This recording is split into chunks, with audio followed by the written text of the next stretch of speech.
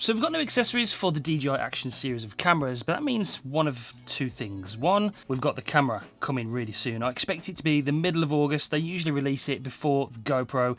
So yeah, I reckon we'll see that at the end of next month or the middle of next month. And two, I don't think the design is going to change, because they wouldn't make new accessories for a camera that had a totally different design change. So it makes total sense to me that this is going to stay pretty much the same with some subtle updates in the next camera, the Action 4. So just looking on the website, they've added a few things like a chest mount, a bike mount. They've actually added one of these, which is probably one of the most successful sellers on my Amazon store at the moment. This is the Tellison neck mount, and they've basically copied this and made it £3 cheaper. So it's £33 on the DJI website for this new neck mount.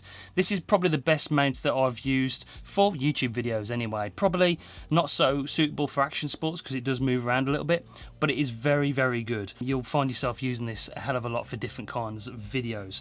So they've basically copied this. This is £36 on Amazon. If you do want to check out my Amazon storefront, by the way, I'll link it down below, or you can check it out here. There'll be a QR code or something. You can go there. I do lists all the time of my favourite accessories, favourite cameras, and favourite lights and studio stuff all the time. So I update that every single week. So go and check that out and give me a follow, because that's updated weekly. So yeah, they've added a bunch of accessories, like I said, and that says to me that they are sticking with the same design. There's even a dive case, so they wouldn't change the shape or the dimensions and introduce a dive case if the camera itself was going to be different. Also, ND filters they've just introduced, and again, they wouldn't introduce ND filters if the filter was going to be different on the new camera. So I fully expect the actual build, dimensions and everything to be pretty much similar.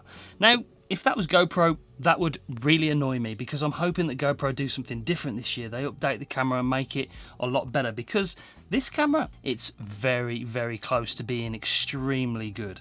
They updated it after release and gave it 10-bit and enhanced image quality. They already have a fantastic build. It's a lot smaller than the GoPro, although it probably doesn't seem it on the pictures, but it does feel more slim in the hand and a little bit lighter as well.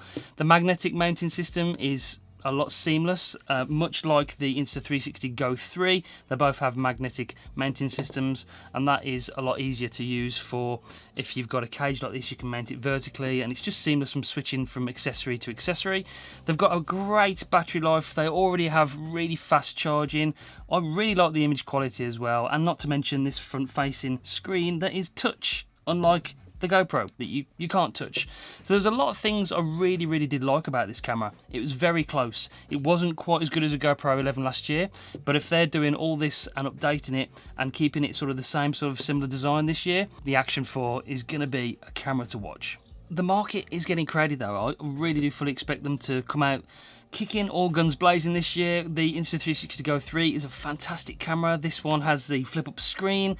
It has the Action pod with the amazing battery life, which I've got a video coming up soon testing the battery life against GoPro. No shocks that the GoPro overheats. GoPro really need to step up the game this year. Hopefully they keep sort of the same resolution, but make this just a better, nicer user experience. I really do hope they do that. There's other stuff like the Insta360 X3, which is a great camera if you're into editing your footage afterwards and you want sort of an invisible selfie stick kind of look. This is really interesting camera, and probably the one that I pick up when I leave the house most of the time. And even things like the Canon V10, which is solely designed for vlogging. The other cameras have got to do all these different things. They want to be action cameras and vlogging cameras. So the competition is crowded. I fully expect Insta360 to release more cameras this year. They'll be coming out all guns blazing. GoPro have to. And another quick thing, they have released this selfie stick as well, which is sort of an extension rod selfie stick, because rumour has it that this is going to have an invisible selfie stick mode. You'll be able to record action camera footage much like the Insta360 X3, and the software will actually remove the stick from the footage. So rumour has it that feature's coming to the Action 4.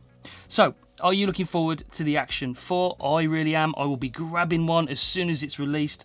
Unfortunately, we're not quite big enough on this channel to get one sent from DJI yet. We do a lot of work with Insta360, so help me out. Subscribe to the channel, press the bell so you don't miss any future uploads. Give this video a like as well. Stay tuned, because like I said, I will be grabbing one. I will be comparing it to the last version and subsequently to the other cameras that are released this year as well. So, okay, anyway, quick video for you. I'll see you on the next one. Take it easy. Bye, guys.